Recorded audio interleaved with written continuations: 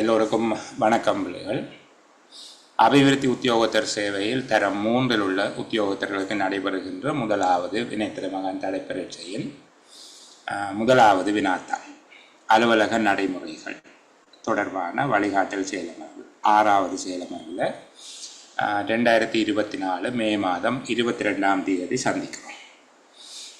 எங்களுடைய செயலமர்வில் வாட்ஸ்அப் குழுமம் ஊடாக இணைந்துள்ள பிள்ளைகளுக்கு ஏற்கனவே பல விடயங்கள் முன்னைய செயலமர்வுகளில் கற்பிக்கப்பட்ட ஒளிப்பதிவு மற்றும் சில பாடக்குறிப்புகள் பகிரப்பட்டிருக்கிறது. அந்த தகவல்கள் எல்லாவற்றையும் நீங்கள் கற்றிருக்கிறீர்கள் என்கிற அடிப்படையில் தான் இது கலந்துரையாடப்படுகிறது. எதுவுமே தெரியாமல் மிகவும் புதியவர்களாக இருக்கக்கூடியவர்கள் இதை கிரகித்துக் கொள்வதில் சில வேளைகளில் சிறிய மட்டுப்பாடுகள் இருக்கலாம். அது நீங்கள் தாண்ட முடியாத ஒரு தடை அல்ல. இதற்கு முன்பாக நடைபெற்றிருக்கக்கூடிய 5 செயலமர்வுகளையும் கலந்துரையாடப்பட்ட விடயங்களையும் அத்தோடு பதிவிடப்பட்டிருக்கக்கூடிய ஒளிப்பதிவுகள், நான் நினைக்கிறேன் என்னுடைய ஞாபகம் சரியாக இருந்தால் 18 ஒளிப்பதிவுகள் பதிவிடப்பட்டிருக்கிறது. இப்போ அந்த 18 ஒளிப்பதிவுகளையும் உள்ளடக்கியதாக நீங்கள் அந்த விடயங்களை கற்றுக்கொள்ளலாம். அதுக்கு உங்களுக்கு கால அவகாசம் இருக்கிறது, சரிதானே? அதை பார்த்தால் இப்போ நாம் பேசுகிற விடயங்கள் இன்னும் தெளிவாக விளங்கும். இன்றைய செயலமர்வில் முழுவதும் அலுவலகம் தொடர்பான விடயங்களை பேச போகிறோம். வெறுமனே இங்கே ஸ்லைட் நகராது, சரிதானே? இங்கே வினாத்தாள் அல்லது பாடக்குறிப்பு எதுவும் இல்லை என்றும் வெறும் குரல் வழியாக மட்டும்தான் இன்றைக்கு இந்த விடயங்களை பேச போகிறோம். அலுவலகம் தொடர்பாக நாங்கள் பேச போகிறோம். இப்போது இந்த அலுவலகம் என்பதற்கான வரைவிலக்கணம் பற்றி நான் எதுவும் பேச இல்லை.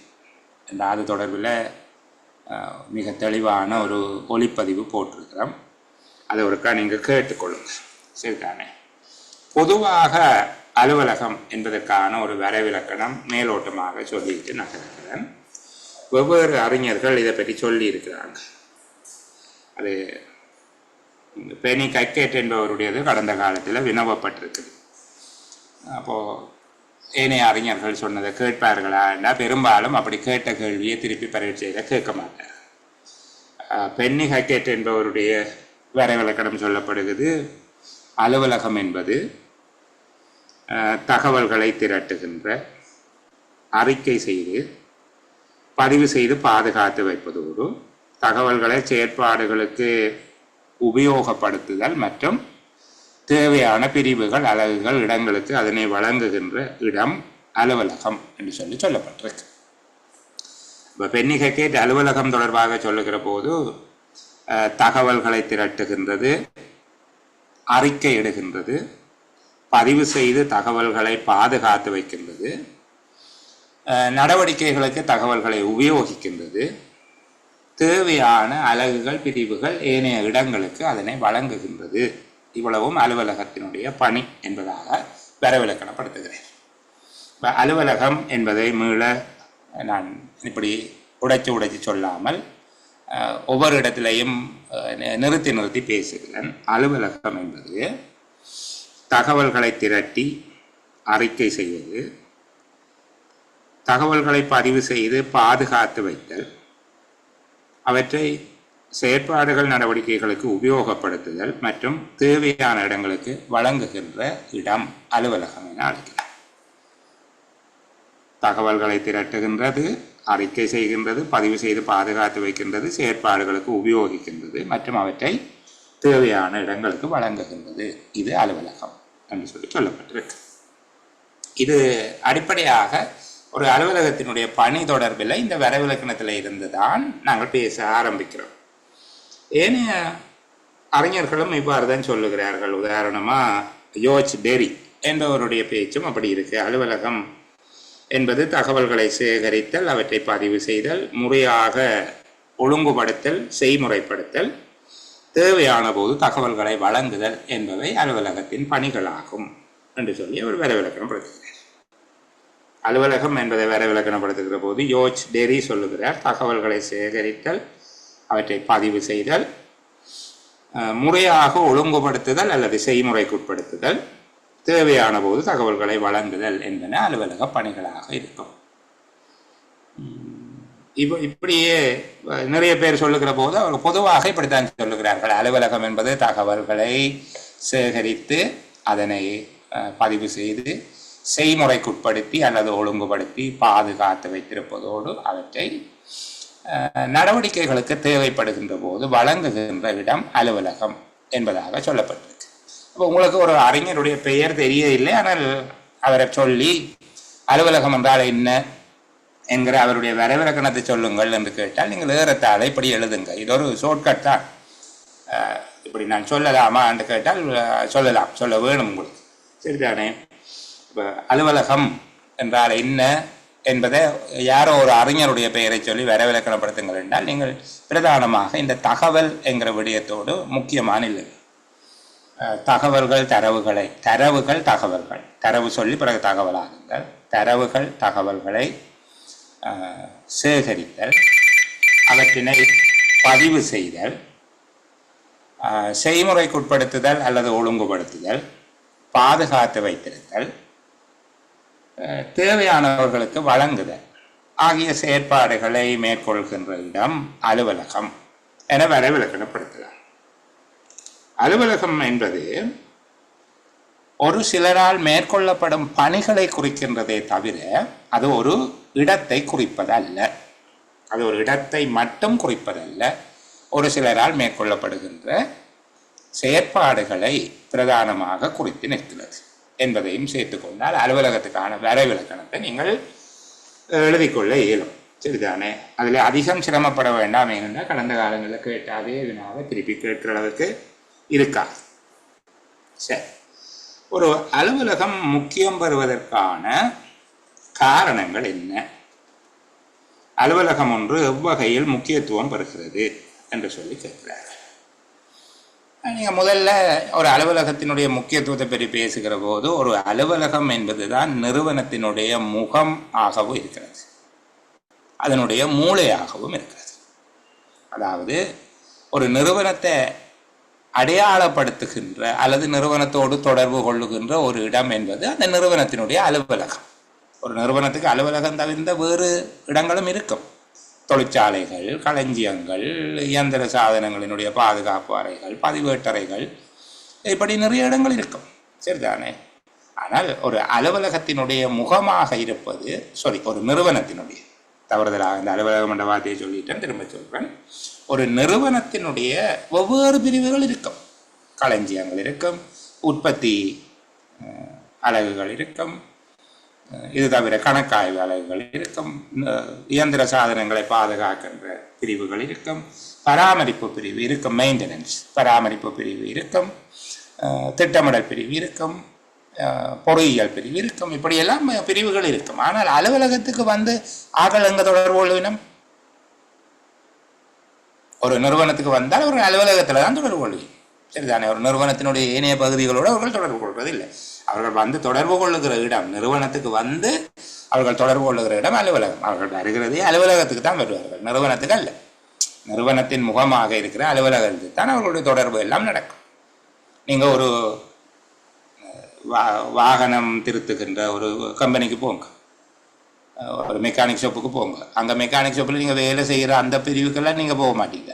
அந்த நிறுவனத்தினுடைய மெக்கானிக் ஷாப்பினுடைய அலுவலகத்தில் தான் உங்களை இருத்தி வைத்திருப்பார்கள், உங்களோடு பேசுவார்கள், விடயங்களை கையாளுவார்கள். ஆகவே அலுவலகம் என்பது ஒரு நிறுவனத்தினுடைய முகமாக இருக்கிறது. அதுபோல் அது மூளையாகவும் இருக்கிறது. அங்கிருந்து தான் ஏனைய பிரிவுகளுக்கு கட்டளைகள் போகும், அங்கிருந்து தான் கண்காணிக்கப்படும், அங்கிருந்து தான் அந்த அலகுகள் கட்டுப்படுத்தப்படும். கட்டுப்படுத்துறது கண்ட்ரோல் அல்ல, நிப்பாட்டி வச்சிருக்கிறது அல்ல, ஊக்குவிப்பதும் பெறும், தணிப்பதும் பெறும்.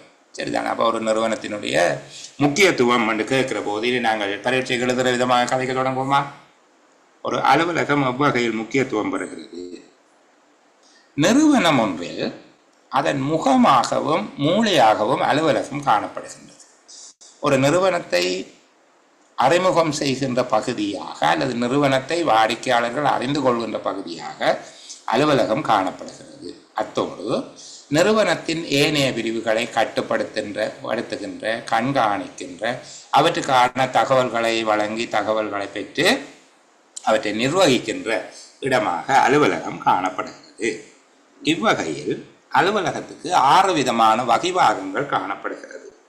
ஒன்று கட்டுப்பாட்டு மையம், கட்டுப்பாட்டு நிலையம், நிறுவனத்தை கட்டுப்படுத்துகின்ற இடமாக அலுவலகம் காணப்படுகின்றது.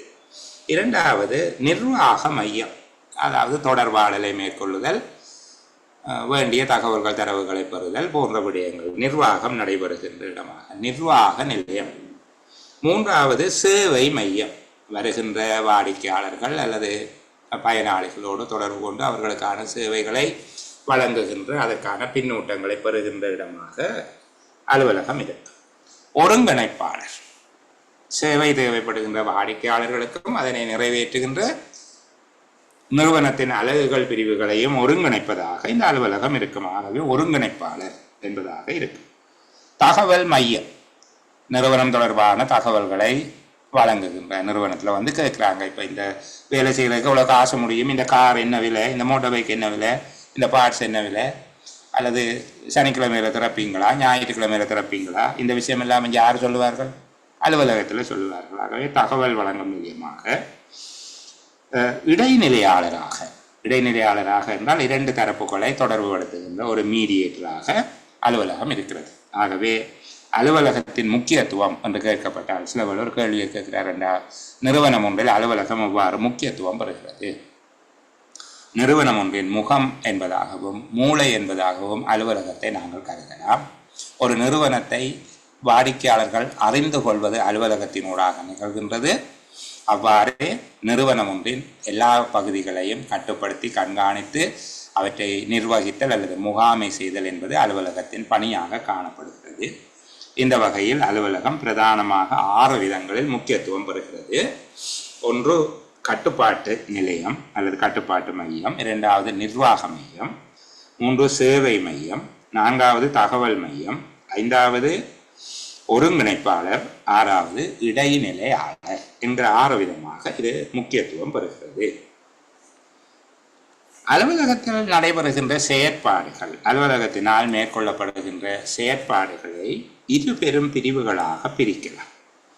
நவீன முகாமைத்துவத்தில் இதை 2 பெரிய பிரிவுகளாக, அதற்கு முன்பாக சொன்ன அறிஞர்கள் அதை வெவ்வேறு விதமாக சொல்லி இருக்கிறார்கள். சில பேர் 3 விதமான தொழிற்பாடுகள் என்று சொல்லி இருக்கிறார். சரிதானே? இப்போது நாங்கள் அதை 2 விதமாக சொல்லுகிறோம். நவீன அலுவலகங்களினால் மேற்கொள்ளப்படுகின்ற செயற்பாடுகளின் 2 பெரும் பிரிவுகளும் அவை என்று கேட்கப்பட்டால், அடிப்படையான செயற்பாடுகள் அல்லது நாளாந்த செயற்பாடுகள் அல்லது வளமையான செயற்பாடுகள். முதலாவது விடயத்தை நீங்கள் சொல்லணும், அடிப்படை செயற்பாடுகள், நாளாந்த செயற்பாடுகள் அல்லது வளமையான செயற்பாடுகள். ருட்டீன் ஃபங்க்ஷன் அல்லது பேசிக் ஃபங்க்ஷன்ஸ், அடிப்படை செயற்பாடுகள் அல்லது நாளாந்த கர்மங்கள், வளமையான செயற்பாடுகள். 2வது நிர்வாக மற்றும் முகாமைத்துவ செயற்பாடுகள், அட்மினிஸ்ட்ரேட்டிவ் அண்ட் மேனேஜ்மெண்ட் ஃபங்க்ஷன்ஸ், அல்லது சொல்லாமல் சொன்னாலும் பரவாயில்லை, அட்மினிஸ்ட்ரேட்டிவ் மேனேஜ்மெண்ட் ஃபங்க்ஷன், நிர்வாக முகாமைத்துவ செயற்பாடுகள். நிறுவனம் ஒன்றின் அடிப்படை செயற்பாடு பேசிக் ஃபங்க்ஷன், அடுத்தது மேனேஜ்மெண்ட் ஃபங்க்ஷன், 2 விதமாக சொல்லுகிறார். இந்த 2 விடயங்களையும் நாங்கள் இப்போ அலுவலகம் என்னென்னு பார்த்துட்டோம். அலுவலகம் எந்த வகையில் முக்கியத்துவம் பெறுகிறது என்பதை பற்றி கதைச்சிட்டோம். 3வது அலுவலகத்தில் மேற்கொள்ளப்படுகின்ற செயற்பாடுகளை 2 பெரும் பகுதிகளாக பிரிக்கலாம். அவையவை ஒன்று அடிப்படையான செயற்பாடுகள், 2வது நிர்வாக முகாமைத்துவ செயற்பாடுகள். அடிப்படை செயற்பாடுகள் எவை? அடிப்படை செயற்பாடுகள் எவை என்று கேட்கப்பட்டால், தகவல்களை தரவுகளை பெறுதல், தகவல்களை பெறுதல். 2வது தகவல்களை பதிவு செய்தல். 3வது தகவல்களை செய்முறைக்கு உட்படுத்துதலும் ஒழுங்கமைத்தல் அல்லது ஒழுங்குபடுத்துதலும். தகவல்களை செய்முறைக்கு உட்படுத்தல், ப்ரோசஸ் பண்ணுறேன்னு சொல்லுவாங்க. சரிதானே? அவற்றை செய்முறைக்கு உட்படுத்துதலும் ஒழுங்கமைத்தலும். 4வது தகவல்களை பராமரித்தல். தகவல்களை பராமரித்தல் என்றால் தகவல்களை சேமித்து வைத்திருத்தல். ஐந்தாவது தகவல்களை வழங்குதல். ஆகவே தகவல்களோடு தொடர்புடைய செயற்பாடுகள் அடிப்படை செயற்பாடுகளாக இருக்கிறது. ஆரம்பகால முகாமைத்துவ அறிஞர்களுடைய அலுவலகத்திலேயும் நாங்கள் இதைத்தான் பார்த்தோம். அலுவலகம் என்று சொல்லுகிற போது இந்த விடயங்களை செய்கின்ற இடங்கள் அலுவலகங்கள் என்று சொல்லிட்டு மேலதிகமாக அவர்கள் ஒரு விஷயத்தை சொன்னார்கள். அலுவலகம் என்பது ஒரு இடத்தை குறிப்பது அல்ல, அந்த இடத்திலே நடைபெறுகின்ற கர்மங்களை குறிப்பது என்று சொல்லி மேலதிகமாக சொல்லியிருக்கிறோம். இப்போ இங்கேயும் நாங்கள் அலுவலகத்தினுடைய அடிப்படை செயற்பாடு மற்றும் முகாமைத்துவ நிர்வாக செயற்பாடுகள் என்று இரண்டு பெரிய பிரிவாக பிரிக்கிற போது, முதலாவதாக அடிப்படை செயற்பாடுகள், தரவுகள் தகவல்களை பெறுதல், பெற்றுக்கொண்ட தகவல்களை பதிவு செய்தல், மூன்றாவது தகவல்களை செய்முறைக்குட்படுத்துதலும் ஒழுங்கு செய்தலும், நான்காவது தரவுகள் தகவல்களை பேணுதல், அதை ரெக்கார்ட் பண்ணி வச்சிருக்கிறது, ஐந்தாவது தகவல்களை வழங்குதலும் இற்றைப்படுத்துதலும் என்று சொல்லி சொல்கிற தகவல்களை இற்றைப்படுத்த வழங்குதல் அப்டேட் பண்ணி தேவையான நேரங்களில் கொடுத்து கொண்டிருக்கவர். அது நான்காவதுக்குள்ளேயே சொல்லிக்கொள்ளலாம். தகவல்களை பேணுதல் பாதுகாத்தல் இற்றைப்படுத்தல், ஐந்தாவது தகவல்களை வழங்குதல். இந்த அஞ்சலையும் தெளிவிருக்கும் என்று நினைக்கிறேன். ஒரு வசதிக்காக சொல்லிக் கொண்டு வரேன். முதலாவது தகவல்களை பெறுகிறார்கள், இரண்டாவது அவற்றை நிரல்படுத்தி பதிவு செய்கிறார்கள், மூன்றாவது செய்முறைக்குட்படுத்துதலும் ஒழுங்கு செய்தலும், நான்காவது தகவல்களை பாதுகாத்தலும் இற்றைப்படுத்துதலும், தகவல்களை பாதுகாத்து அப்டேட் பண்ணுறாங்க, ஐந்தாவது தகவல்களை பரிமாறுதல் அல்லது தகவல்களை வழங்குதல்.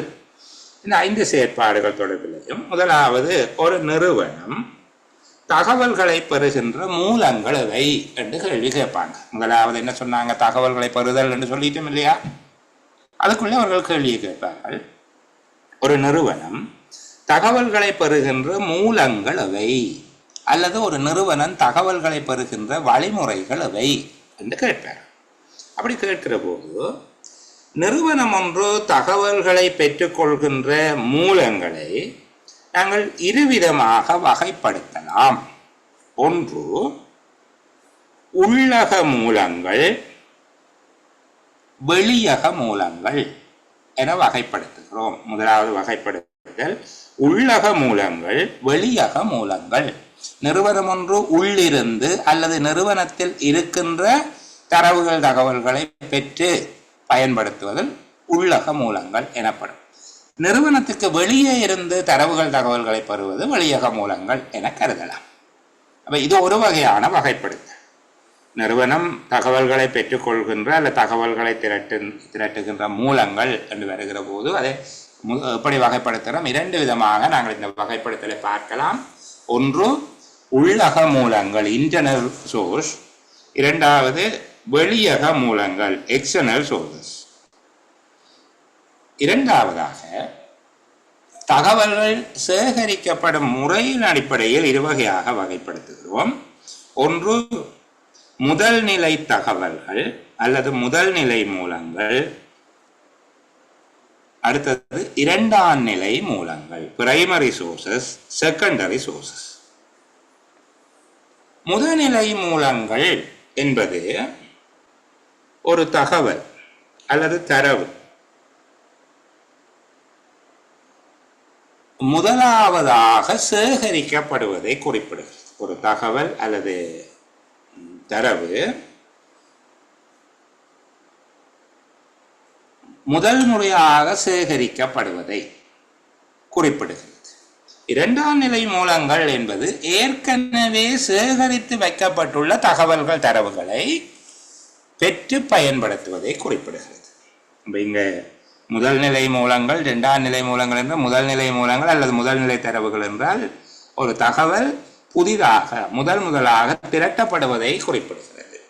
இரண்டாம் நிலை தரவுகள் அல்லது இரண்டாம் நிலை மூலங்கள் என்று சொல்லப்படுவது ஏற்கனவே பெற்று சேமிக்கப்பட்டுள்ள தரவுகள் தகவல்களை மீள பெற்று பயன்படுத்துவது. ஏற்கனவே திரட்டப்பட்ட தகவல்கள் தரவுகள், உதாரணமாக புள்ளி விவர கைநூலிலிருந்து தகவல்களை பெற்றுக்கொள்வது, ஆண்டு அறிக்கைகளிலிருந்து தகவல்களை பெற்றுக்கொள்வது, கோவைகளிலிருந்து தகவல்களை பெற்றுக்கொள்வது, இவற்றை சொல்லலாம். முதல்நிலை தகவல்கள் என்கிற போது வினா கொத்துக்களை கொடுத்து தகவல்களை பெற்றுக்கொள்வது. ஊருக்குள்ள போயிட்டு அவங்கள்ட்ட கேள்வி கேட்டு நேர்காணல் அல்லது பேட்டி காணல், அவதானித்தல், கேள்வி கொத்துக்களை நிரப்புதல் போன்றவற்றின் மூலமாக இப்பதான் முதலாக தகவல்களை சேகரிக்கிறார். சரிதானே? அப்போ அதுதான் முதல் நிலை மூலங்கள். உதாரணமாக வீடு வீடாக சென்று சனத்தொகை கணிப்பீடு செய்யப்படுவது முதல் நிலை மூலம் அல்லது முதல் நிலை தரவு. அவ்வாறு செய்யப்பட்டு சனத்தொகை புள்ளிவிவரியல் திணைக்களத்தினால குடித்தொகை மதிப்பு புள்ளிவிவரவியல் திணைக்களத்தினால வெளியிடப்படுகின்ற அவர்களுடைய அறிக்கையிலிருந்து நீங்கள் தகவல்களை பெற்று பயன்படுத்தினால் அது இரண்டாம் நிலை தகவல்கள். அப்போது முதலாவது விஷயம் நிறுவனத்தினுடைய அலுவலகத்தினுடைய அடிப்படை செயற்பாடுகளில் தகவல்களை பெறுதல். தகவல்களை பெறுகின்ற மூலங்களை எவ்வாறு வகைப்படுத்தலாம் என்று கேட்கப்பட்டால் நாங்கள் இரண்டு விதமாக இதுக்கு ஆன்சர் பண்ண போகிறோம். ஒன்று, அது பெறப்படும் இடத்தின் அடிப்படையில் இரு வகையாக வகைப்படுத்தப்படுகிறது, உள்ளக மூலங்கள் வெளியக மூலங்கள்.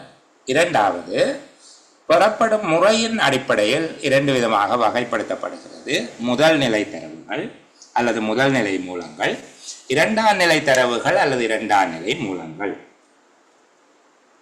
இரண்டாவது, தகவல்களை பதிவு செய்து பாதுகாப்பது என்று சொல்லியிருக்க. தகவல்களை பதிவு செய்து பாதுகாப்பது என்பது தொடர்பில் நாங்கள் அதிக அளவில் பேச தேவையில்லை. மூன்றாவது, தகவல்களை செய்முறைக்குட்படுத்தி ஒழுங்குபடுத்துதல். தகவல்களை ப்ரோசஸ் பண்ணி அதை நீங்கள் அரேஞ்ச் பண்ணி வச்சிருக்க போறீங்க, ஒழுங்குபடுத்தி வைக்க போறீங்க. இதை கேட்பார். நிறுவனம் ஒன்று தகவல்களை ஒழுங்குபடுத்துகின்ற வடிவங்கள் எவை என்று கேட்பார். ஒரு நிறுவனம் தகவல்களை எவ்வாறான வடிவங்களில் பராமரிக்கலாம்? நாங்கள் சொன்னமே, செய்முறைக்கு உட்படுத்தி அதனை நிரல்படுத்துவது அல்லது ஒழுங்கமைப்பது, அதனை பேணி பாதுகாப்பது, இற்றைப்படுத்துவது என்று பார்த்தோம். அடிப்படை செயற்பாடுகளில் மூன்றாவதாக அதை சொல்லியிருக்கிறோம். இப்போ அலுவலகம் ஒன்று தகவல்களை ஒழுங்கமைக்கின்ற வடிவங்கள் எவை, அல்லது நிறுவனம் ஒன்று தகவல்களை பேணி பாதுகாக்கும் வடிவங்கள் எவை, நிறுவனம் ஒன்று தகவல்களை செய்முறைப்படுத்தி வைத்திருக்கும் வடிவங்கள் எவை, எப்படி வேணுமென்றாலும் கேட்கலாம். சரிதானே? அப்போ நீங்கள் நிறுவனம் ஒன்று பெற்ற தகவல்களை பெற்று பதிவு செய்த தகவல்களை கீழ்வரும் வடிவங்களில் செய்முறைக்குட்படுத்தி பாதுகாத்து வைத்திருக்கலாம். ஒன்று, தொகுப்புக்கள் அல்லது பொழிப்புக்கள், சமரிஸ். சரிதானே? சமரிஸ். ஒவ்வொரு வீட்டில இருந்தும் விவரங்களை எடுத்துட்டு அவர்கள் 10 வயதுக்குட்பட்ட பிள்ளைகள் எத்தனை பேர், 11 இருந்து 20 வயதுக்குட்பட்ட பிள்ளைகள் எத்தனை பேர், 21 இருந்து 30 வயதுக்குட்பட்ட நபர்கள் எத்தனை பேர், அதில் ஆண் எத்தனை பெண் எத்தனை என்று சமரியாக அதை ஆக்கி வைத்துக் கொள்வார்கள். ஆகவே சமரிஸ், தொகுப்புக்கள் அல்லது பொழிப்புக்கள்.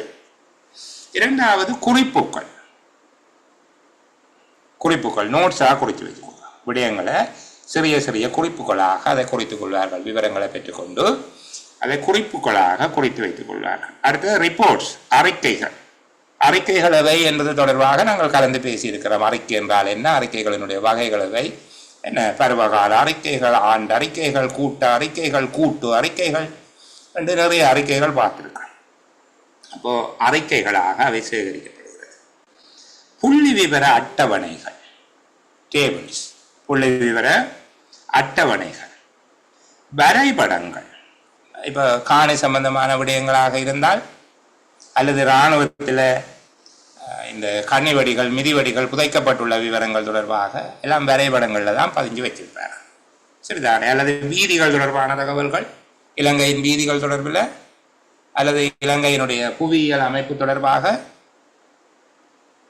வரைபடங்களாக வைத்திருப்பார். அடுத்தது மென்பொருள் வடிவங்கள் மற்றும் செயலிகளாக வைத்திருக்கு. மென்பொருள் வடிவங்கள் என்ன, இப்போ கூகுள் எர்த். சரிதானே? இது ஒரு தகவல். எந்த பிரதேசத்தில் எப்படி போகிறோம், கூகுள் மேப்ஸ். சரிதானே? எம்எஸ்எஸ் இது செய்முறைப்படுத்தி அதை வச்சிருக்கு. நீங்கள் எக்ஸல் சீட் என்று சொல்லி ஒன்று படிப்பீங்க, இந்த உங்களோட வெஸ்ட் டிவியில் படிக்கிறீங்க தானே, எக்ஸல் சீட், தரவுத்தாளா என்னமோ, அதுக்கு விரிதாளோ தரவுத்தாளோ என்னமோ ஒரு பேர். நான் அதோட சிக்கப்படையில எனக்கு தெரியாதுன்றது உங்களுக்கு தெரிஞ்சிடுமே, அதை பற்றி நான் கதைக்கிறேன். அந்த விரிதாள் ஒரு டேட்டா பேஸ், அப்படி வைத்துக் கொள்ளுகிற தகவல்களை ஒழுங்கமைத்து வைத்திருக்கிற மென்பொருள்களாக செயலிகளாக அவை வைத்திருக்கிறது. இப்போ நிறுவனம் ஒன்று தான் பெற்றுக்கொண்ட தரவுகள் தகவல்களை செய்முறைப்படுத்தி அதனை எவ்வாறான வடிவங்களில் பேணுகிறது, எவ்வாறு அவற்றை ஒழுங்கமைத்து வைத்திருக்கும் வடிவங்களை செய்முறைப்படுத்தி வைத்திருக்கும் வடிவங்களை எப்படியெல்லாம் கேட்கப்பட்டால் நீங்கள் இனி அழகாக எழுதுவீங்க. தொகுப்புக்கள் அல்லது பொழிப்புக்களாக, இரண்டாவது குறிப்புகள், அறிக்கைகள், புள்ளி விவர அட்டவணைகள், வரைபடங்கள், மென்பொருட்கள் மற்றும் இலத்திரனியல் மென்பொருட்கள் மற்றும் செயலிகள் என்றது அப்ளிகேஷன்ஸ். இப்போ நாங்கள் அப்ளிகேஷன்ஸ் சொன்னால் ரொம்ப பாமரத்தனமான ஆக்களாக சொல்லுவாங்க. ஆப்ஸ் என்று சொல்கிறது. அந்த அப்ளிகேஷன்ஸ் எல்லாம் விட்டாச்சு. ஆப்ஸ் சரிதானே, அது செயலிகள் என்று சொல்லி தமிழ் எழுதி போட்டு நீங்கள் வேண்டாம் பிரேக்கெட்டுக்கு ஆப்ஸ் என்று எழுதி விட்டால் திருத்திரவருக்கு விளங்கி. சரி, அப்போது முக்கியமாக நிறுவனம் ஒன்று தகவல்களை பெறுகின்ற வழிமுறைகளை கேட்பார்கள். இரண்டாவது தகவல்களை பராமரிக்கின்ற அல்லது பாதுகாக்கின்ற வடிவங்கள் எவை என்று சொல்லி கேட்பார்கள். இப்போ நிறுவனம் செய்கின்ற 2 செயற்பாடுகள் ஆரம்பத்தில் கதைச்சினாங்க. இப்போ நாங்கள் எங்கே நிற்கிற வேண்டுங்களை தெரியணும், வழி மாறி போயிட்டோமோ தெரியாது. நிறுவனம் 2 விதமான செயற்பாடுகளை செய்கிறது. ஒன்று அடிப்படை செயற்பாடு, இரண்டாவது நிர்வாக முகாமைத்துவ செயற்பாடுகள்.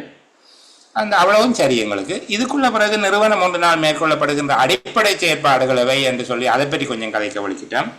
தகவல்களை பெறுகிறது, பதிவு செய்கிறது, ஒழுங்கமைத்து செய்முறைப்படுத்துகிறது, அதனை பேணி பாதுகாத்து இச்சைப்படுத்துகிறது, தகவல்களை வழங்குகிறது. இதில் அதுக்கு பிறகு அதை கொஞ்சம் டீப்பாக பார்க்குறோம். அப்படியே கீழே அடித்து கொண்டு போகுது. விளங்குது தானே? இப்போ ஒரு செய்முறை விளக்கத்துக்கு ஆப்பிள்ளைகளை சொல்லுகிறேன், உங்களுக்கு நான் விளங்கி இருக்கோம். நாங்கள் இந்த புள்ளியில் நின்ற நாங்கள் சரிதானே. நிறுவனத்தின் செயற்பாடுகளை இப்படி 2 பிரிவாக பிரிக்கிறோம். சரியா? என்ன செயற்பாடுன்னு பிரிக்கிறாங்க? ஒன்று அடிப்படை செயற்பாடுகள், அடுத்தது முகாமைத்துவ மற்றும் நிர்வாக செயற்பாடுகள், அட்மினிஸ்ட்ரேட்டிவ் மேனேஜ்மெண்ட் அல்லது மேனேஜ்மெண்ட் அட்மினிஸ்ட்ரேட்டிவ்.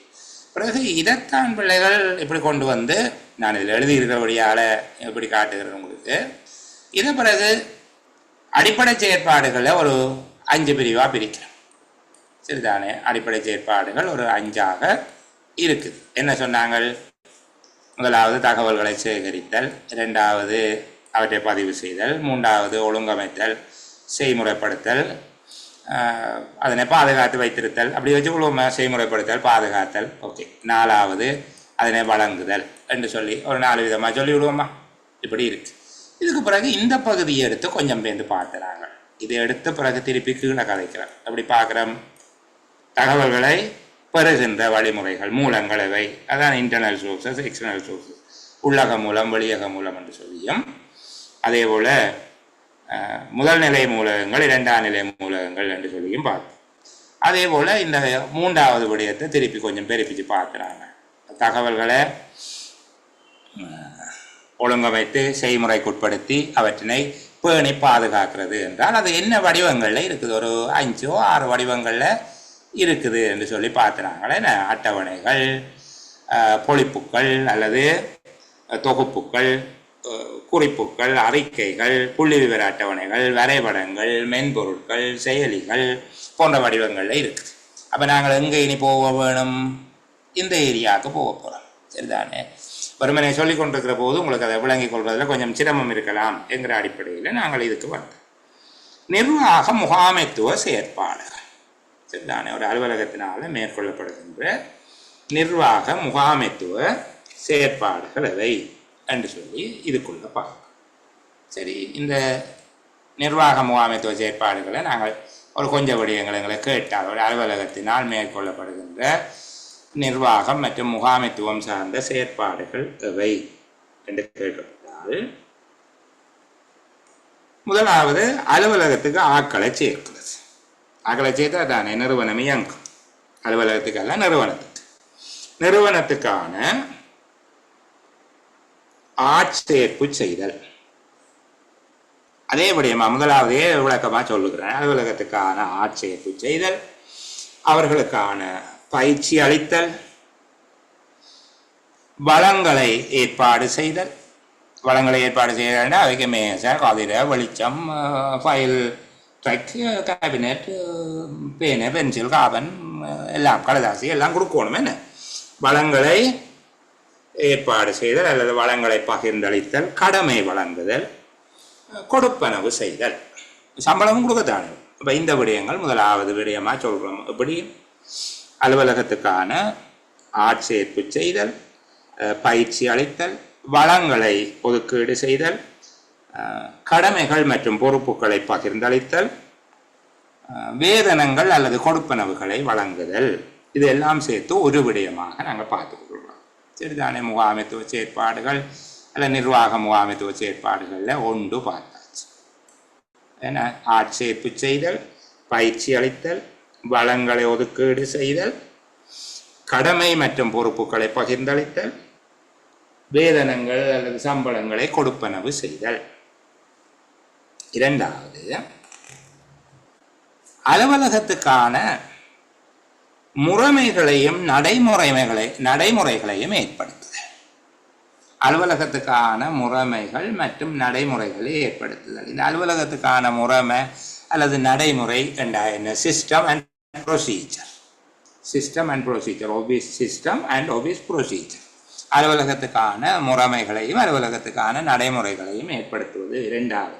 இந்த அலுவலக முறைமை என்றா என்ன என்று நாங்கள் ஏற்கனவே பார்த்துட்டு என்ன பார்த்து, நாங்கள் அலுவலகத்தில் பல்வேறு பணியாளர்கள் பணியாற்றுகிறார்கள், பல்வேறு தரத்தில் பணியாற்றுகிறார்கள், பல்வேறு உபகரணங்கள், கருவிகள், சாதனங்கள், வளங்கள் அங்கு காணப்படுகிறது, பல்வேறு கருமங்கள் செய்யப்படுகிறது. அப்போ அலுவலகத்தில்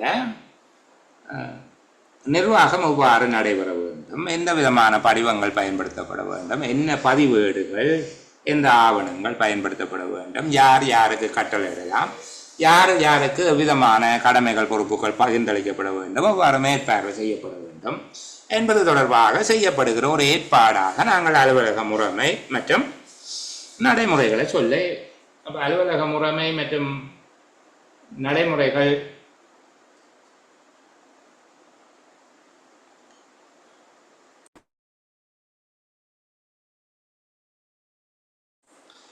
பிள்ளைகளுடைய சின்ன தடங்களா. அப்போ அலுவலக முறைமைகள் மற்றும் நடைமுறைகளை ஏற்படுத்தி கொள்வது இரண்டாவது விடயம். அது பிள்ளைங்க தானே. முதல் ஆக்களை செய்தாச்சு, அதுக்குரிய ஏற்பாடெல்லாம் செய்தாச்சு, பிறகு இப்போ சிஸ்டம் அண்ட் ப்ரொசீஜரை ஏற்பாடு செய்தாச்சு. மூன்றாவது, அங்கே இருக்கக்கூடிய அங்கே பயன்படுத்தக்கூடிய படிவங்கள் தொடர்பாக ஏற்பாடு செய்ய போகிறோம். அதாவது படிவங்களை, அந்த படிவ கட்டுப்பாடு நான் தனியாக பிள்ளைகளுக்கு சொல்லித் தருவேன். மூன்றாவது விடயம், படிவங்கள் தொடர்பாக திட்டமிடுதல், வடிவமைத்தல், பயன்படுத்துதல், கட்டுப்படுத்துதல், இவ்வளவு விடயத்தையும் சேர்த்து சொல்லலாம். படிவ முகாமைத்துவம், அதாவது படிவங்கள் என்னென்ன படிவங்கள் எவ்வாறு இருக்க வேண்டும் சொல்லி படிவங்களை திட்டமிடுதல், வடிவமைத்தல், அவற்றை பயன்படுத்துவது, படிவங்களை கட்டுப்படுத்துறேன்னா அதை கண்ட்ரோல் பண்ணுறது எப்படி என்று பார்ப்போம். அதாவது என்னென்ன ஃபார்ம்ஸ் அப்படி எப்படி இருக்கணும், ஃபார்ம்ஸ் எல்லாம் பிரிண்ட் பண்ணி ஒழுங்குபடுத்தி என்னென்னதுக்கு என்னென்ன படிவங்கள் பயன்படுத்த வேண்டும் என்று சொல்லி சொல்ல வேண்டும். இப்போ ஆக்களை தெரிவு செய்தாச்சு, அவைக்கு வளங்கள் கொடுக்க வேணும் என்று பார்த்தினாங்கள். அப்போ அடுத்ததாக முக்கியமான விடயத்தை சொல்ல மறந்துட்டோம். அலுவலகத்துக்கான இயந்திரங்கள், கருவிகள், உபகரணங்கள், தளபாடங்கள், சாதனங்கள் என்பவற்றை தெரிவு செய்து, எவ்வாறானவை வாங்கப்பட வேண்டும் என்று சொல்லி தெரிவு செய்து அவற்றை கொள்வனவு செய்ததும், பணியாளர்கள் அல்லது பிரிவுகள், அலகுகளுக்கு அவற்றினை ஒதுக்கீடு செய்ததும், இதுவும் அதுக்குள்ளே வரப்போகுது. சரிதானே. செயற்திறன் மிக்க அல்லது உற்பத்தி திறன் மிக்கதான வெளியக தொடர்பாடல், உள்ளக தொடர்பாடலை மேற்கொள்ளுதல். உள்ளக தொடர்பாடல், வெளியக தொடர்பாடல் என்றது பொதுமக்களுடனான உறவு மற்றும் அலுவலர்களுடனான உறவுகளை மேற்கொள்வது. இந்த விஷயங்களையும் நாங்கள் பார்த்துக்கொள்ள வேண்டும். சரிதானே. அதுபோல் செலவு சிக்கனம், வழங்கல்களின் சிக்கனம், முக்கியமாக வழங்கல்களினுடைய சிக்கனம் வேண்டாம், காகிதாதிகள், எழுது பொருட்கள், எரிபொருள், நீர், மின்சாரம் என்பவற்றுக்கு ஏற்படுகிற செலவினங்களை மாதாந்தம் குறித்து வைத்திருந்து அதை கூடிக்கொண்டு போகுதுண்டா ஏன் கூடிக்கொண்டு போகுதுன்னு பார்த்து இப்படி நடவடிக்கைகள் எல்லாம் எடுக்கிறது. இப்போ இதெல்லாம் ஞாபகத்தில் வச்சிருந்து பிள்ளைகள் அழகாக எழுத போறீங்க. என்ன கேட்க போறீங்க? நிறுவனம் ஒன்றினால் மேற்கொள்ளப்படுகின்ற நிர்வாக முகாமைத்துவ செயற்பாடுகள் எவை? முதலாவது, அலுவலகத்துக்கான ஆளணியினை அல்லது மனித வளத்தினை ஆட்சேர்ப்பு செய்தல், பயிற்சி அளித்தல், அவர்களுக்கான கடமைகள் மற்றும் பொறுப்புகளை பகிர்ந்தளித்தல், வேதனங்கள் சம்பளங்களை கொடுப்பனவு செய்தல். இரண்டாவது, அலுவலகத்துக்கு தேவையான வளங்கள், அதாவது அலுவலகத்துக்கான இயந்திரங்கள், கருவிகள், உபகரணங்கள், சாதனங்கள், தளபாடங்கள் என்பவற்றை தெரிவு செய்தல், கொள்வனவு செய்தல், வளங்களை பிரிவுகள், அலகுகள், அலுவலர்களுக்கு ஒதுக்கீடு செய்தல். மூன்றாவது, அலுவலகத்துக்கான முறைமை மற்றும் நடைமுறைகளை ஏற்படுத்துதல். நான்காவது, அலுவலகத்துக்கான படிவங்களை திட்டமிடுதல், வடிவமைத்தல், பயன்படுத்துதல், கட்டுப்பாடு செய்தல். அடுத்தது, திறன்மிக்கதான உள்ளக வெளியக தொடர்பாடலை மேற்கொள்ளுதல், பொதுமக்கள் உறவை பேணுதல். அலுவலகத்துக்கான காகிதாதிகள், வழங்கு பொருட்கள் மற்றும் வழங்கல்கள் தொடர்பாக சிக்கனத்தினை பேணுதல், அவை தொடர்பான சிக்கனம் பேணுகின்ற நடவடிக்கைகளை மேற்கொள்ளுதல் அல்லது அலுவலக செலவுகளை கட்டுப்படுத்துதல். இது தவிர்ந்த ஏனைய முகாமைத்துவ செயற்பாடுகளை மேற்கொள்ளுதல். இப்போ இந்த விடயங்கள் தொடர்பாக உங்களுடைய ஏதேனும் சந்தேகங்கள் இருந்தால் எங்களுக்கு சரி பிள்ளைகள், நாங்கள் தொடர்ச்சியாக பேச போகிறோம். ஒரு அலுவலகம் தொடர்பாக திட்டமிடுதல். ஒரு அலுவலகத்துக்கான வழிமுறைகள் இருக்குது. ஒரு அலுவலகத்தை திட்டமிடுவது, அதன் பின்னாக அதை ஒழுங்கமைக்கிறது, வழி நடத்துறது, கட்டுப்படுத்துறது, ஊழியரிடுவது என்று சொல்லி முகாமைத்துவ கருமங்களை ஒரு அலுவலகத்தோட தொடர்புபடுத்துவது உண்டு. அது நாங்கள் இப்போதைக்கு அந்த பகுதிக்குள்ளே எல்லாம் போக வேணாம். எனக்கும் தெரியாது, உங்களுக்கும் தெரியாது, என் சிரமம் சரிதானே. அலுவலகம் ஒன்றினை திட்டமிடுகின்ற போது, ஒரு ஆஃபீஸை நீங்கள் பிளான் பண்ணுறீங்க. அப்படி பிளான் பண்ணுற போது கவனம் செலுத்த வேண்டிய முக்கியமான 3 விடயங்கள். ஒரு அலுவலகத்தினுடைய, ஒரு நிறுவனத்தினுடைய முதலாவது விடயம் திட்டமிடுதல், சரிதானே. அதில் அலுவலகத்தை திட்டமிடுகிறோம். ஒரு அலுவலகம் ஒன்றை நாங்கள் திட்டமிடுகிற போது கருத்தில் கொள்ளப்படுகிற 3 முக்கியமான விடயங்கள். அலுவலக திட்டமிடலின் முக்கியமான 3 விடயங்களும் அவை என்று கேட்கப்பட்டால், ஒன்று லொகேஷன். லொகேஷன் என்றது அலுவலகம் அமைய உள்ள பகுதி அல்லது அலுவலகத்தினுடைய அமைவிடம் என்று வச்சுக்கொள்வோமா. அலுவலகம் அமைய உள்ள அந்த புவியியல் பிரதேசம், எந்த இடத்துல நாங்கள் ஆஃபீஸை கட்ட போகிறோம், சரிதானே. இப்போ இலங்கை இந்த பாராளுமன்றத்தை திட்டமிடுகிற போது தீயவண்ணோயாவை மண்ணினால் நிரப்பி அதுக்குள்ள ஒரு பாராளுமன்றத்தை கட்டுறது என்று திட்டமிட்டார்கள். அதான் அலுவலகம் அங்கு அமைய போகிறது என்று திட்டமிடுகிற போகிறோம். முதலாவது அலுவலக அமைவிடம். இரண்டாவது அலுவலக சூழல். அலுவலக சூழல் என்று சொல்லுகிறது அமைவிடத்தில் இருந்து கொஞ்சம் வித்தியாசம் பிள்ளைகள். இப்போ அமைவிடம் என்றால் அந்த ஒரு ஜியோகிராபிக்கல் லொக்கேஷனை சொல்லிங்க, புவியியல் சார்ந்த ஒரு இடம், இந்த இடத்துல தான் இருக்க போகுது. சூழல் என்று சொல்லுகிறது அதை சுற்றி என்ன இருக்குது, உள்ளுக்கு என்ன இருக்குது என்று பார்க்குறேன். அது சுற்றி என்ன இருக்குது, உள்ளுக்கு என்ன இருக்குது என்று பார்க்க போகிறோம். அதைத்தான் நாங்கள் அலுவலக தொடர்ந்து பேசுகிற பிள்ளைகள். அப்போ அலுவலகம் ஒன்றை திட்டமிடுகிற போது 2வது விடயமாக நாங்கள் சொல்லுகிற அந்த சூழல் என்பதை நீங்கள் அமைவிடம் என்பதிலிருந்து வேறுபடுத்தி பார்க்குறீங்க. என்ன அமைவிடம் என்று சொல்கிறது அது புவியியல் ரீதியாக இங்கே இருக்குது. சூழல் என்பது அந்த அலுவலகத்தை சுற்றி வெளியில் என்னென்ன இருக்குது, உள்ளுக்கு என்ன இருக்குது. ஒரு சின்ன வேறுபாடு தான், பெரிய அளவுக்கு அதை நீங்கள் பார்த்துக்கொள்ள தேவையில்லை. சில பேர் அந்த வெளியக சூழல் தான் அமைவிடம் என்று சொல்லுகிறார்கள். அதில் ஒன்றும் பெரிய வாதம் இருக்கிற விடயம் இல்லை. அதில் வாத பிரதிவாதங்கள் தர்க்கம் ஒன்றும் தேவையில்லை, அதை விடலாம்.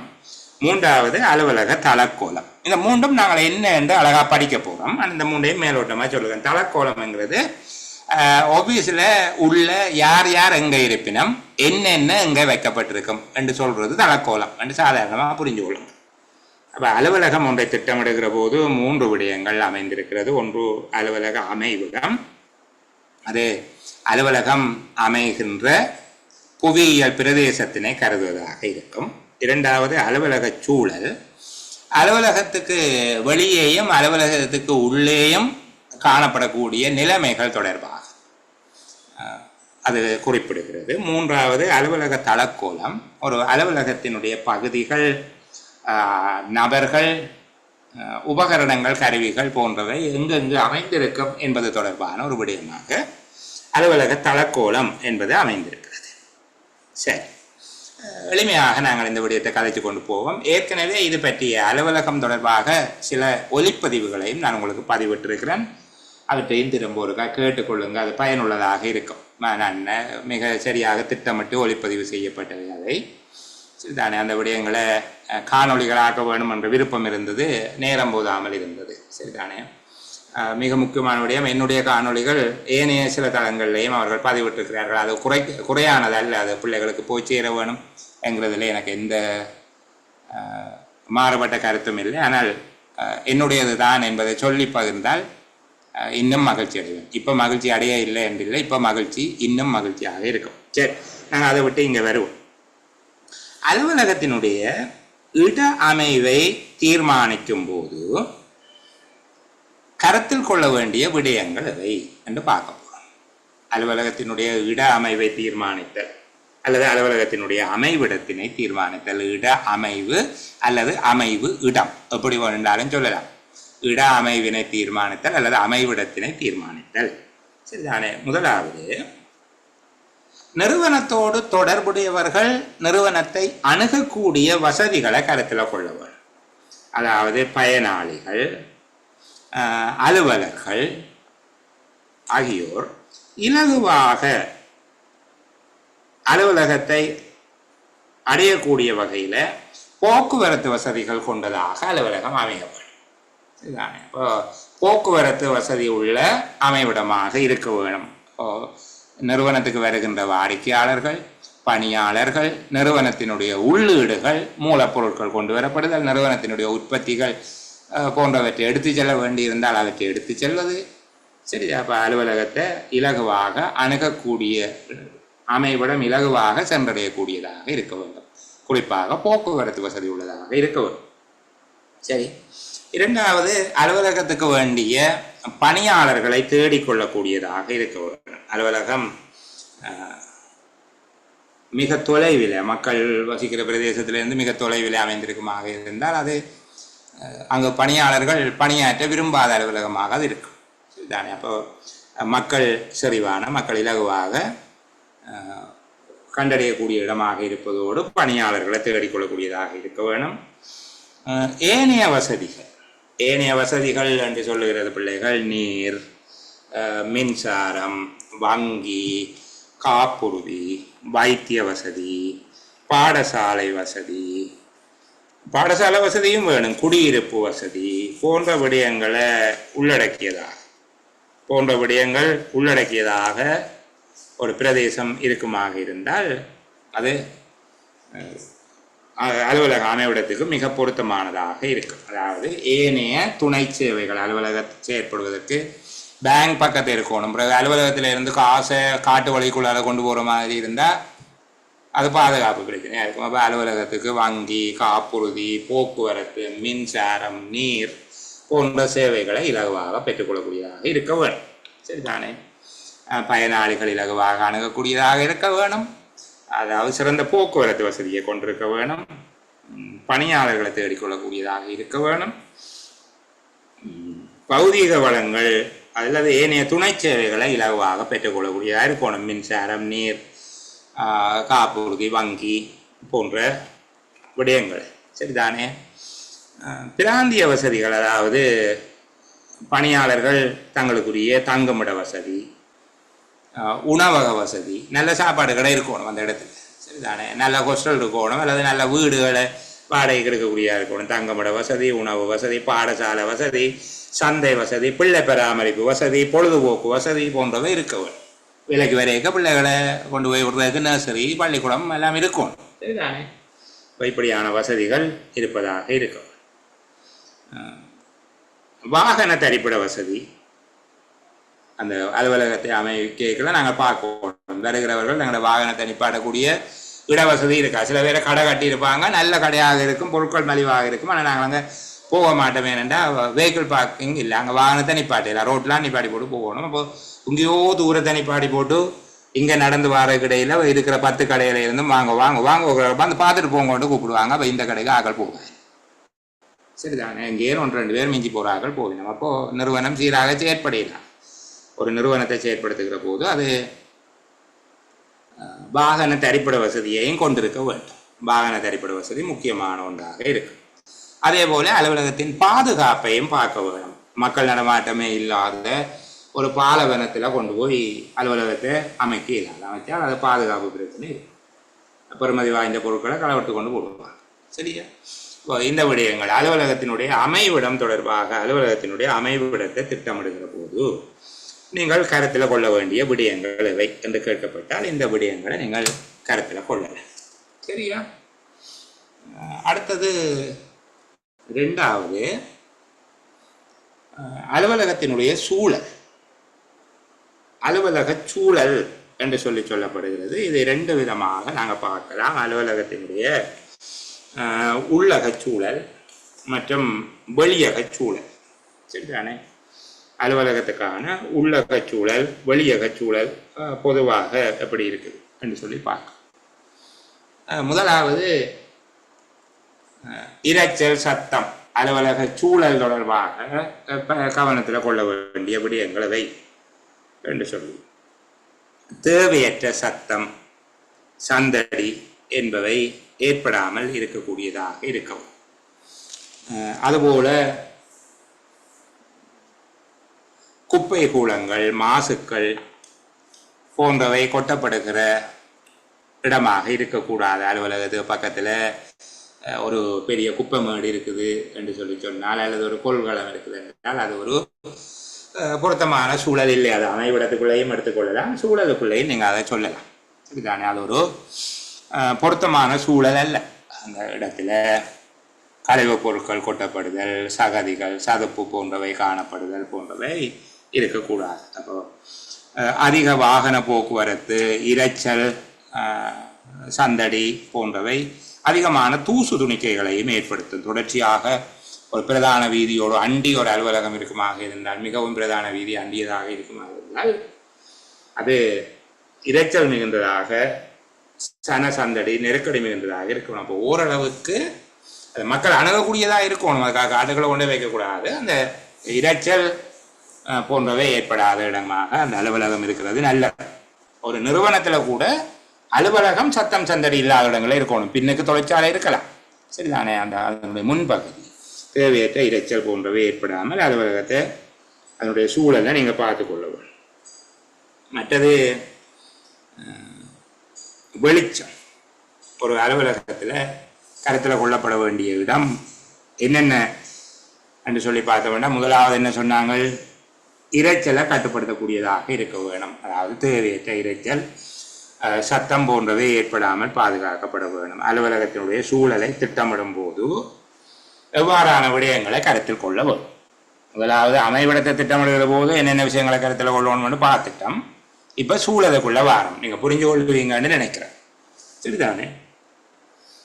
சூழல் என்று வருகிற போது முதலாவது இரைச்சல் சத்தம் தேவையற்ற சத்தங்கள் இரைச்சல் போன்றவை ஏற்படாமல் இருக்க வேண்டும். ரெண்டாவது மாசுக்கள் தூசிகள் கழிவுகள் கொட்டப்படுகிற அல்லது துர்நாற்றம் வீசுகிற இடமாக இல்லாமல் அது திட்டமிடப்பட வேண்டும். மூன்றாவது அலுவலகத்தினுடைய வெளிச்சம். அலுவலகத்தினுடைய வெளிச்சம் அலுவலகத்தில் பணியாளர்கள் பணியாற்றுவதற்கு போதுமான வெளிச்சம் ஏற்பாடு செய்யப்பட வேண்டும். மிக அதிகமாக கண்கூசும் அளவில் வெளிச்சம் இருக்கக்கூடாது. மிக குறைந்த அளவில் அவர்களுடைய பார்வையின் மீது தாக்கம் செலுத்துகிற அளவிலும் வெளிச்சம் இருக்கக்கூடாது. வலது கை பழக்கம் உள்ள நபர்களுக்கு இடதுபுறம் இருந்து கிடைக்கக்கூடியதாகவும் இடது கை பழக்கம் உள்ளவர்களுக்கு வலதுபுறம் இருந்து கிடைக்கக்கூடியதாகவும் நிழலை தடை செய்யக்கூடியதாகவும் அந்த வெளிச்சங்கள் அமைக்கப்படுவது சிறந்தது. நிழலை தடை செய்வதாக இருந்தால் இந்த ரெண்டு பக்கத்தில் இருந்து 2 லைட் போட்டால் ஷேடோ விழாது, நிழல் வராது. சரிதானே? அப்போ அப்படி அதை அமைத்துக் கொள்வது சிறந்தது. போதுமான வெளிச்சம் இருக்க வேண்டும். இயற்கையான வெளிச்சத்தை ஏற்படுத்தக்கூடியதாக இருந்தால் சிறந்தது. அல்லது வெப்பத்தை அதிகம் உமிழாத, ரொம்ப கீட்டாக இருக்கக்கூடாது. அதான் இப்போ மஞ்சள் பல்போல் எல்லாம் இப்போ போடுறது. சரிதானே? வெப்பத்தை அதிகமாக உமிழாத கண்களுக்கு சௌகரியமான அளவு வெளிச்சத்தை ஏற்படுத்த வேண்டும். அதிகமாகவும் இருக்கக்கூடாது, குறையவும் கூடாது. மிகினம் குறையினம் நோய் செய்யும் என்று சொல்லி நாங்கள் பார்த்துக்கொள்ளலாம். சரிதானே? அப்போ அதிக அளவிலும் இல்லாமல் குறைந்த அளவிலும் இல்லாமல் பொருத்தமான அளவு வெளிச்சம் ஏற்படுத்தி கொள்ள வேண்டும். இயற்கை வெளிச்சத்தை ஏற்படுத்தக்கூடிய வாய்ப்புகள் இருந்தால் அதனை பயன்படுத்த வேண்டும். இடதுபுறத்தில் இடது கைப்பழக்கம் உள்ளவர்களுக்கு வலது பக்கம் இருந்தும் வலது கைப்பழக்கம் உள்ளவர்களுக்கு இடதுபுறம் இருந்தும் இதனை ஏற்பாடு செய்து கொள்ள வேண்டும். இது ஏன் நான் இவ்வளவும் கூட சொல்றேன்னா, சில வேளையில் கேள்வி செட் பண்றவர் வெளிச்சத்தை மட்டும் தனியாக கேட்டு விட்டாருன்னா நீங்கள் அது எழுதக்கூடியதாக இருக்க வேண்டும் என்றதுக்காக. சரிதானே? இந்த வெளிச்சத்தை அளக்கிற போது மெழுகுதிரி வெளிச்சம் என்று சொல்லி அதை சொல்லுவார்கள். ஒரு நபருக்கு 30 தொடக்கம் 50 மெழுகுதிரிகள் எரிகிற போது எவ்வளவு வெளிச்சம் வருமோ அந்த அளவு வெளிச்சத்தை ஏற்படுத்தி கொடுப்பது சிறந்தது என்று சொல்லி சொல்லப்பட்டிருக்கு. அப்போ வெளிச்சம் தொடர்பாக தனியாக கேட்டிருந்தால் நீங்கள் அலுவலகம் ஒன்றில் பணியாளர்கள் தங்களுடைய அலுவலக கர்மங்களையும் எழுத்து சார்ந்த பணிகளையும் மேற்கொள்ளத்தக்க வகையில் பொருத்தமான வெளிச்சங்கள் செய்யப்பட வேண்டும். இயற்கை வெளிச்சம் பெறக்கூடிய வசதி காணப்படுமாக இருந்தால் அது ஏற்பாடு செய்யப்பட்டிருக்க வேண்டும். ஒளி வசதியை ஏற்படுத்துகிற போது 30 தொடக்கம் 50 மெழுகுதிரி வெளிச்சம் என்கிற அடிப்படையில் அமைவது சிறந்தது. அதாவது அதிகமாக இல்லாமலும் குறைபடாமலும், கண்கூசும் அளவு வெளிச்சம் இல்லாமலும், அதே வேளை கண்களுக்கு பாதிப்பை ஏற்படுத்தக்கூடிய அளவு குறைவாக இல்லாமல் சௌகரியமான வெளிச்சமாக அது இருக்க வேண்டும். இடதுகை பழக்கம் உள்ளவர்களுக்கு வலதுபுறத்தில் இருந்தும் வலதுகை பழக்கம் உள்ளவர்களுக்கு இடதுபுறத்தில் இருந்தும் வெளிச்சம் கிடைக்கும் வகையில் ஏற்பாடு செய்ய வேண்டும். நிழல் விழுவதை தடை செய்யும் வகையில் ஒளி அமைப்பு செய்யப்படுவது சிறந்தது. வெப்பம் உமிழாத அல்லது குறைந்த அளவிலான வெப்பத்தை உமிழ்கின்ற மின் விளக்குகளை பயன்படுத்துவது ஏற்றதாக இருக்கும். வெளிச்சத்தை பற்றி தனியாக கேட்டால் சிறப்பாக அதை பற்றி எழுதக்கூடியதாக இருக்கும். அல்லது இப்போ நான் பெரிய தலைங்கிறது போகிறேன் பிள்ளைகள் அலுவலக சூழல் தொடர்பாக திட்டமிடும் போது கருத்தில் கொள்ள வேண்டியது முதலாவது சத்தம், இரண்டாவது மாசுக்களும் தூசிகள் துர்நாற்றம் போன்றவை, மூன்றாவது வெளிச்சம், நான்காவது வெப்பம். சரிதானே? இது காற்று சீராக்கி மூலமாக அதை சீர்படுத்தலாம் அல்லது இயற்கையாகவே காற்றோட்டத்தை ஏற்படுத்தலாம். அதிக வெப்பம் மிகுந்ததாக இல்லாமல் பார்த்துக் கொள்வது நல்லது. சரிதானே? மிகவும் குளிரான பிரதேசங்களில் காற்று சீராக்கியின் மூலமாக கதகதப்பான வெப்பத்தை ஏற்படுத்தி கொடுக்கலாம். அப்போ வெப்பம் என்பது ஒரு சூழல்ல முக்கியத்துவம். சரிதானே? வெப்பத்தின் அளவு கூடுதலாகவும் இருக்கக்கூடாது, குறைவாகவும் இருக்கக்கூடாது. அதாவது மிகுந்த குளிராகவும் இருக்கக்கூடாது, அதிக வெப்பமாகவும் இருக்கக்கூடாது. இது திறந்த இயற்கையான காற்றோட்ட வசதி மூலமாக அதனை சீர் செய்யலாம். அல்லது காற்று சீராக்கி, ஏர் கண்டிஷனர் என்று சொல்லுவீங்க, வழிச்சீராக்கி, காற்று சீராக்கி அல்ல, வழிச்சீராக்கியின் மூலமாக வெப்பநிலையை பேணுவதற்கு ஏற்பாடு செய்யப்பட வேண்டும். அடுத்தது சுத்தம், அழகு. ஒரு அலுவலகம் எப்போதும் தூசு துணிக்கைகள் இல்லாமல் சுத்தமாகவும், பொருட்கள், பணியாளர்களுடைய இருக்கைகள், அவர்களுடைய மேசைகள், கதிரைகள், அவர்கள் பயன்படுத்துகிற பொருட்கள் என்பவை நேர்த்தியாக வைக்கப்பட்டிருக்க வேண்டும். சுத்தம், அழகு, அதற்கு ஏற்ப திட்டமிட வேண்டும். வர்ண பூச்சுக்கள், நிறங்கள். சரிதானே? அங்கே அலுவலகத்தில் பூசப்படுகிற நிறங்கள் உத்தியோகத்தர்களுடைய செயலாற்றும் திறனை தீர்மானிக்கிறது என்று சொல்லுகிறார்கள். மிக சிறந்த பயனை தரக்கூடியதாக வெள்ளை, இளம் பச்சை நிறங்கள் சிறப்பாக இருக்கு. வெள்ளை மற்றும் இளம் பச்சை நிறங்களை பயன்படுத்துவது மிக சிறப்பானதாக இருக்கும். மண்ணிறம், கடும் மண்ணிறம் போன்றவற்றை பயன்படுத்துவதை தவிர்க்கலாம். சரிதானே? அதுபோல இசை என்று சொல்லுகிறது ஓரளவுக்கு அசௌகரியத்தை ஏற்படுத்தாத ஒரு மெல்லிய இசையினை அல்லது வாத்திய இசையினை ஒளிபரப்புவது பொருத்தமானதாக இருக்கும். இந்த விடயத்தை நீங்கள் எழுதலாம். சரிதானே? காற்றோட்டம் தொடர்பாக நாங்கள் எல்லாம் சொல்லிட்டோம். சத்தம், ஈரப்பதன், மலசலகூட வசதிகள், மலசலகூட வசதி, சிற்றுண்டி சாலை வசதிகள், மற்றது பாதுகாப்பு என்று சொல்லுகிறது எதிர்பாராத அனர்த்தங்கள், தீ விபத்துக்கள் போன்றவை ஏற்படும் போது அலுவலர்களையும் பொருட்களையும் பாதுகாக்கக்கூடிய விதமாக அலுவலகத்தினுடைய உள்ளக சூழல் காணப்பட வேண்டும். இவ்வாறாக நீங்கள் இந்த விடயத்தை சொல்லிக் கொள்ளலாம். சரியா?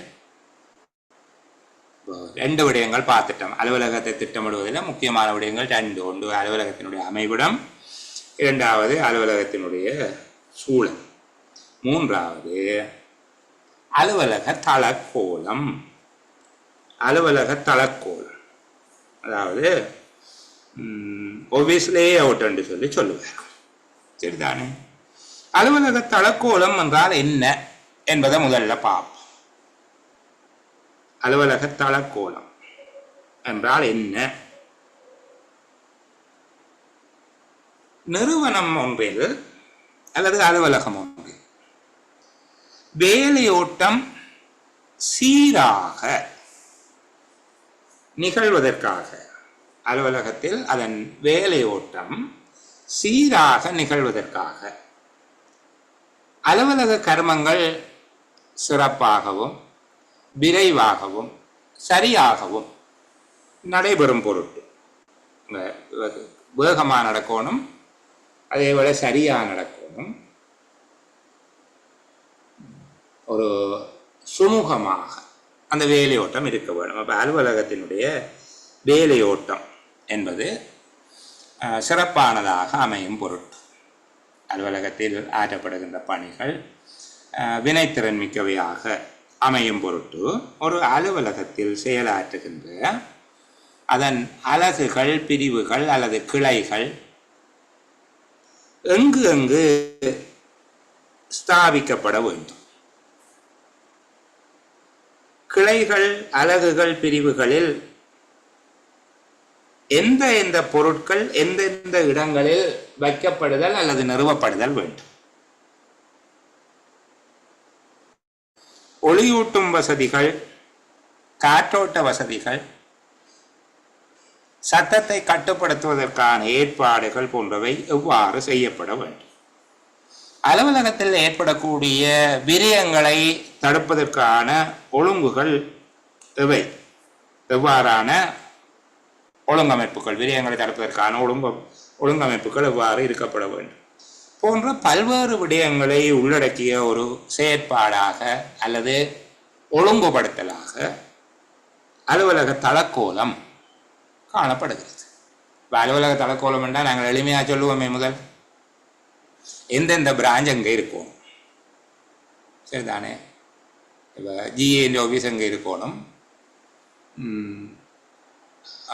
அரசாங்க அதிபர் அலுவலகம் அங்கே இருக்க வேணும், மேலதிக அரசாங்க அதிபருடைய அலுவலகம் அங்கே இருக்க வேணும், நிர்வாக உத்தியோகத்தர், உதவி அரசாங்க அதிபர் அல்லது உதவி மாவட்ட செயலாளருடைய அலுவலகம் அங்கே இருக்க வேணும், சமூக சேவை பிரிவு அங்கே தாவிக்கப்பட வேண்டும். சில பேர் சமூக சேவை பிரிவை கொண்டே 4ஆம் மாடியில் வச்சுருக்குது அல்லது 6ஆம் மாடியில் வச்சுருக்குது. சரிதானே? பென்ஷன் பிரிவை கொண்டே 8ஆம் மாடியில் வச்சுருக்குது. அப்போ அப்படியெல்லாம் வைக்கலாமா?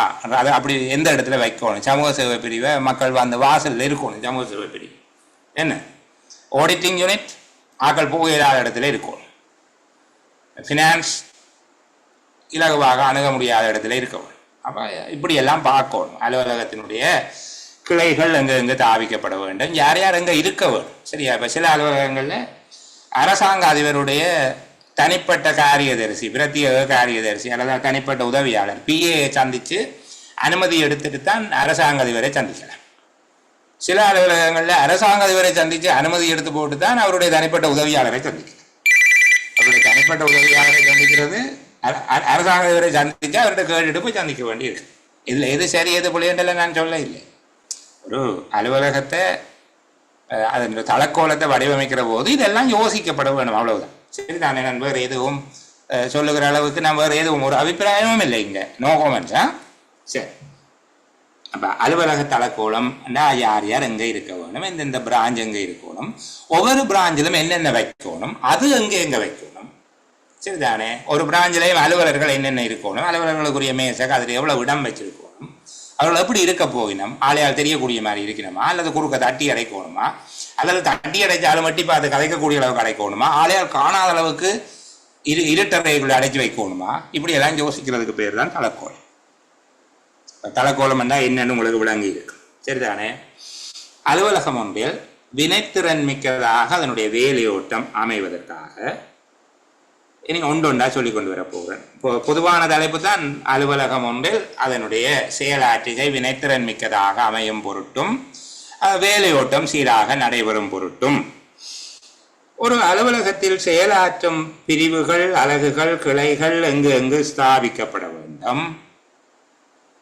கிளைகள் பிரிவுகள் அலகுகளில் எந்த பொருட்கள் எந்தெந்த இடங்களில் வைக்கப்பட வேண்டும்,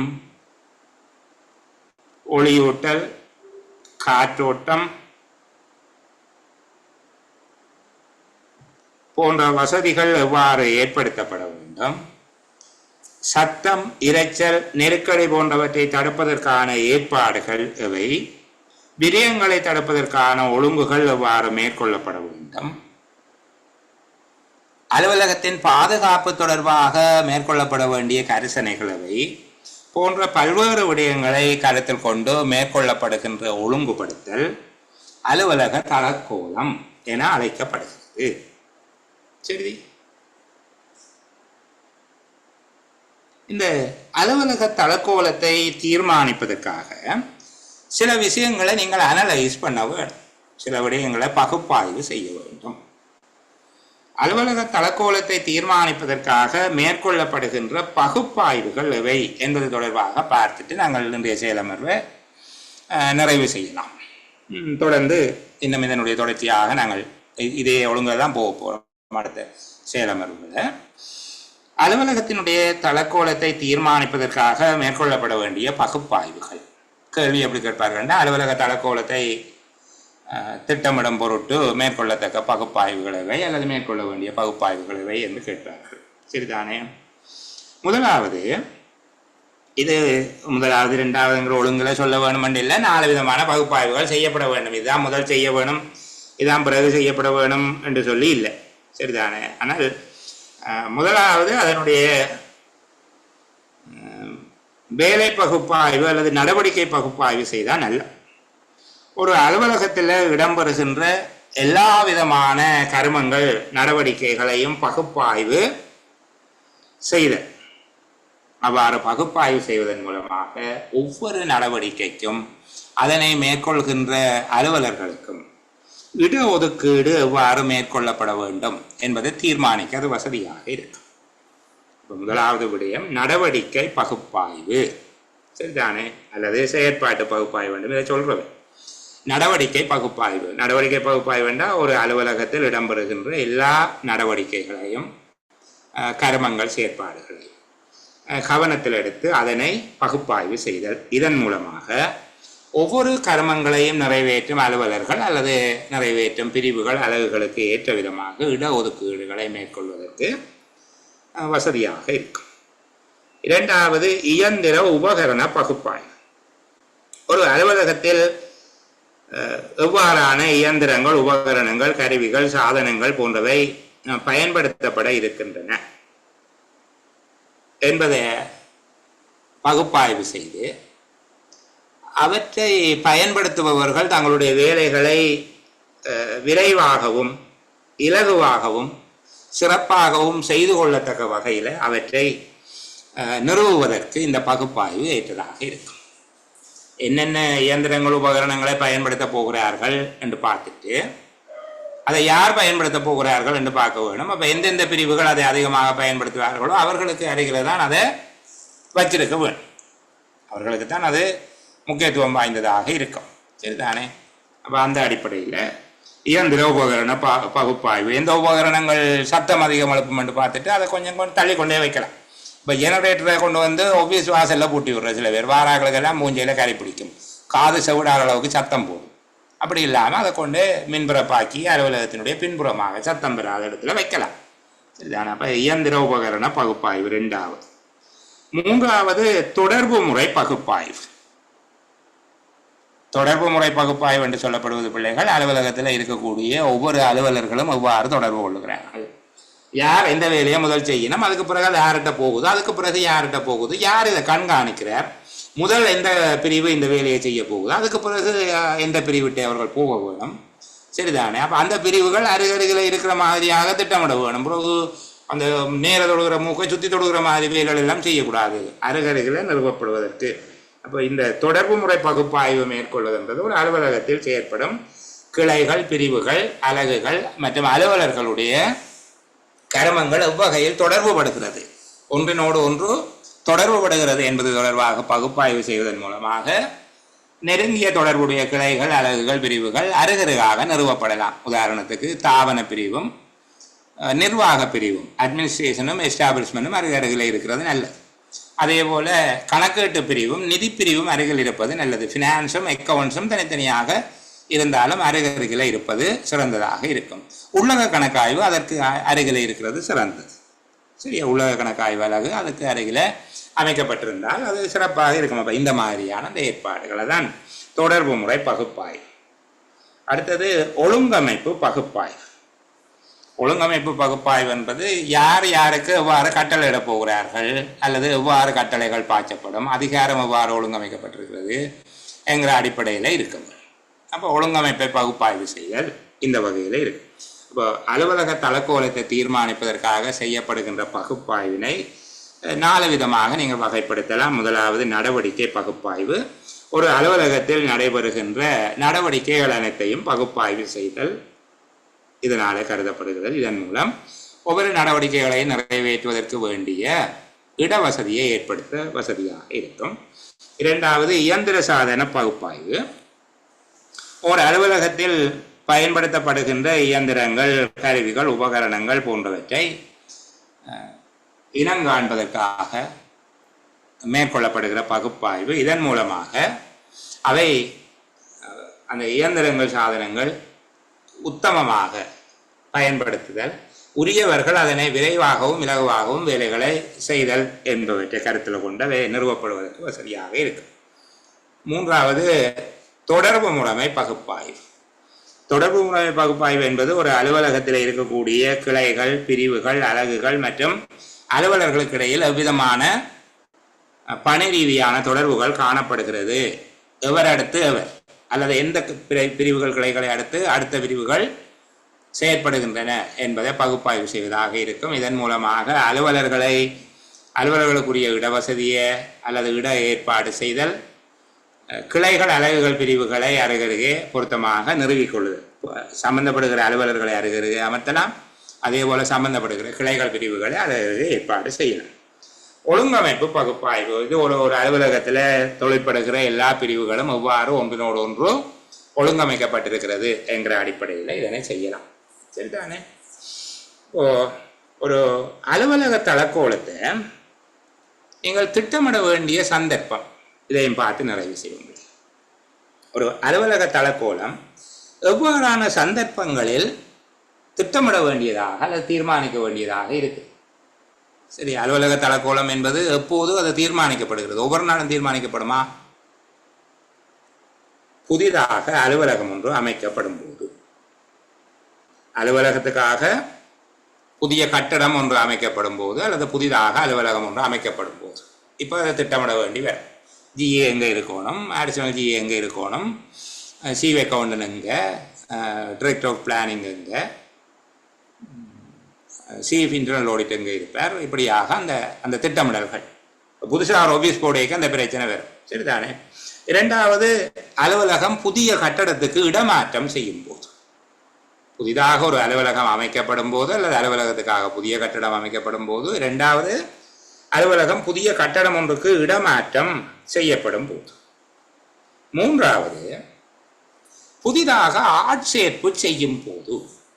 இப்போ புதுசாக 2020ஆம் ஆண்டு 2022ஆம் ஆண்டு அபிவிருத்தி உத்தியோகத்தர்களை இணைக்கிற போது உடனடியாக ஒரு பிரச்சனை வருது. இந்த புதுசாக ஒரு 10 பிள்ளைகள் வந்திருக்கப்போ அங்கே மேச கதிரையாக போடுறது, அவங்கள எந்த பிராஞ்சில் விடுகிறது. சரியா?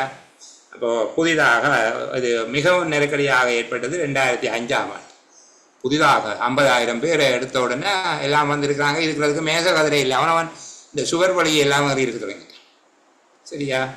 அப்போது எப்படி அவர்களுக்குரிய அலுவலக தளக்கோலத்தை திட்டமிட வேண்டி இருந்தது? புதிதாக ஆளணியினர் சேர்க்கப்படும் போது அல்லது ஆளணியினர் அதிகரிக்கும் போது, புதிய சாதனங்கள், இயந்திரங்கள், உபகரணங்கள், கருவிகள் கொள்வனவு செய்யப்படும் போது. புதுசாக ஒரு மெஷின் வருகுது, கொழும்புல இருந்து ஜெனரேட்டர் ஒன்று வந்திருக்கு கச்சேரிக்கு. இப்போ பிரச்சனை வரும், எங்கே ஜெனரேட்டரை பூட்டுறது, இந்த ஜெனரேட்டரை பூட்ட வேண்டிய இடம் எது என்று சொல்லி ஒரு பிரச்சனை ஒன்று வரப்போகுது. ஏன்? இது ஒரு தளக்கோலத்தை திட்டமிடுகிற வழிமுறை. புதிதாக உபகரணங்கள், கருவிகள் கிடைக்கிற போது ஏற்படும். சரிதானே?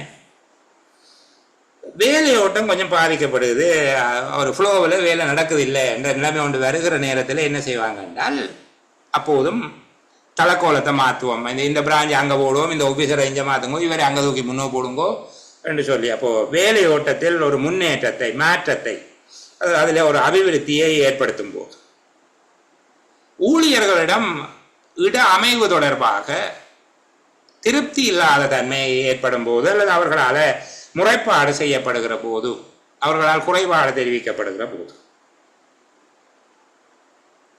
புதிய வேலைகள் உருவாகும் போது, புதுசாக வேலைகள் வருகுது, இப்போவும் அந்த பிரச்சனை வரும்.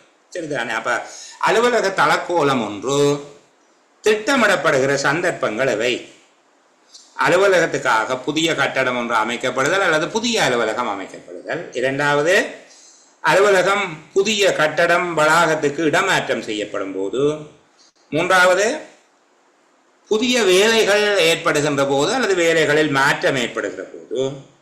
நான்காவது, தற்போது நடைபெறுகின்ற வேலைகளில் வேலையோட்டத்தை விரைவுபடுத்துவதற்கு அல்லது வேலையோட்டத்தில் மாற்றத்தை ஏற்படுத்துவதற்காக புதிய இயந்திரங்கள், கருவிகள், உபகரணங்கள், சாதனங்கள் கொள்வனவு செய்யப்படுகிற போது. ஆளுநருடைய எண்ணிக்கை அதிகரிக்கும் போது, புதிதாக ஆட்சேர்ப்பு செய்யப்படும் போது. ஊழியர்களிடம் இட அமைவு தொடர்பாக அல்லது தளக்கோலம் தொடர்பாக திருப்தி இனம் காணப்படும் போது, அவர்களால் முறைப்பாடு செய்யப்படும் போது. இந்த விடயங்களோடு நாங்கள் இன்றைக்கு நிறைவு செய்து கொள்வோம். அடுத்ததாக ஒரு சிறந்த தளக்கோலத்தினால பெறப்படக்கூடிய நன்மைகள் என்ன, ஒரு சிறந்த தளக்கோலம் எவ்வாறான பண்பினை கொண்டிருக்கும், தளக்கோலம் வெற்றியளிக்க அமைக்க அல்லது சிறந்த தளக்கோலம் ஒன்று, தளக்கோலத்தில் நீங்கள் அடையாளம் காணக்கூடிய குறைபாடுகள் என்ன, இந்த விதமாக பரீட்சையில் வினவப்படக்கூடிய வினாக்களை கருத்தில் கொண்டு நாங்கள் தொடர்ந்து பேசுவோம் பிள்ளைகள். இதுவரைக்கும் பேசிய விடயங்கள் தொடர்பாக உங்களுடைய அபிப்பிராயங்கள் எதுவும் இருந்தால் சொல்லலாம். நான் ஒளிப்பதிவை நிப்பாட்டிட்டு உங்களுக்காக காத்திருக்கிறேன்.